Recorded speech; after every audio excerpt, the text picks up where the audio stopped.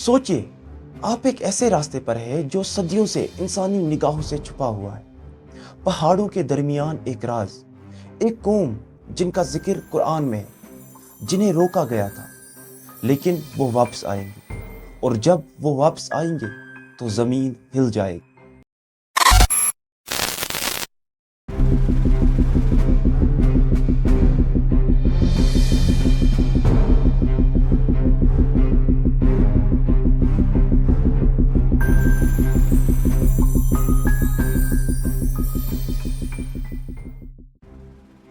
آج ہم بات کریں گے یاجوج اور ماجوج کے بارے میں، ایک قوم جو صرف ایک اسلامک متھ نہیں بلکہ ایک آنے والے واقعے کا حصہ ہے، جس کا ذکر اللہ تعالیٰ نے قرآن میں کیا ہے اور جسے نبی اکرم صلی اللہ علیہ وآلہ وسلم نے خطرناک طریقے سے بیان کیا ہے۔ سورہ کہف میں اللہ تعالیٰ ایک عظیم حکمران کا ذکر کرتا ہے، حضرت ذوالقرنین علیہ السلام۔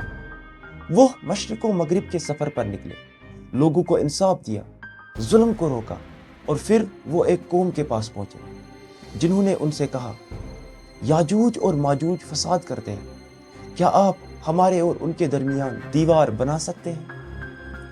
حضرت ذوالقرنین علیہ السلام نے لوہا اکٹھا کیا، اسے پگھلا کر دیوار میں تانبا بھرا اور ایک ایسی دیوار کھڑی کی جو انہیں روکنے کے لیے کافی تھی۔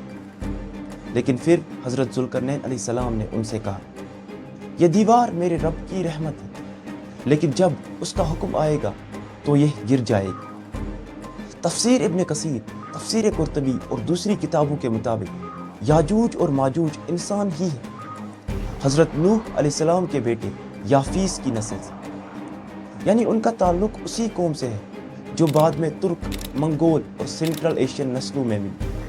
لیکن وہ صرف عام لوگ نہیں بلکہ ایک فسادی، تباہ کاریاں کرنے والی نسل۔ حدیث میں آتا ہے ان کی تعداد اتنی ہوگی کہ ان میں سے ہر ایک کے ساتھ 999 دوزخ میں جائیں گے۔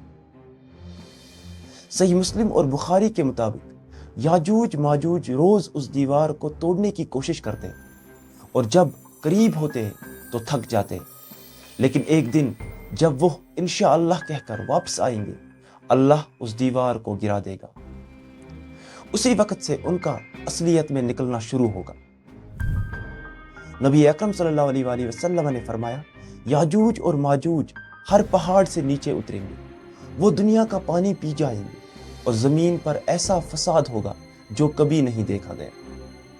حضرت عیسیٰ علیہ السلام کے وقت جب دجال کا قتل ہو چکا ہوگا، تب یاجوج ماجوج نکلیں گے، لوگ پہاڑوں میں پناہ لیں گے، حضرت عیسیٰ اور ان کے ساتھی دعا کریں گے، تب اللہ ان پر ایک خاص قسم کی مخلوق بھیجے گا جو انہیں ایک ہی رات میں ہلاک کر دے گی۔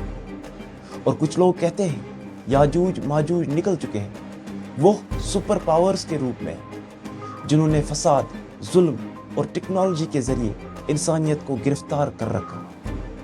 کچھ تھیوریز یہ بھی کہتی ہیں کہ وہ منگول ٹرائبز تھے جنہوں نے میڈیول دور میں مسلم امپائرز پر تباہی برپا کی، لیکن علماء کہتے ہیں یہ سب ان کی مثالیں ہو سکتی ہیں، لیکن اصلی یاجوج ماجوج کا ظہور ایک الہی نظام کے تحت ہوگا، اور اس وقت دنیا کی کوئی طاقت ان کا مقابلہ نہیں کر سکے گی۔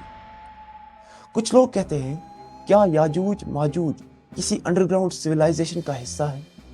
کیا وہ کسی آئسولیٹڈ ریجن جیسے سائبیریا، آرکٹک یا ہمالیہ کے پیچھے چھپے ہوئے ہیں؟ یا کیا وہ کسی ہڈن ڈائمنشن کا حصہ ہے جو صرف اللہ کے حکم سے ظاہر ہوگا؟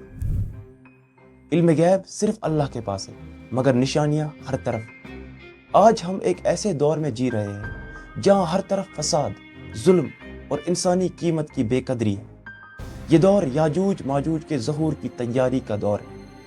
ہمیں چاہیے کہ ہم قرآن اور حدیث کو سمجھیں، اپنے ایمان کو مضبوط کریں اور فتنوں کے سامنے صبر، تقوی اور علم سے کام لیں۔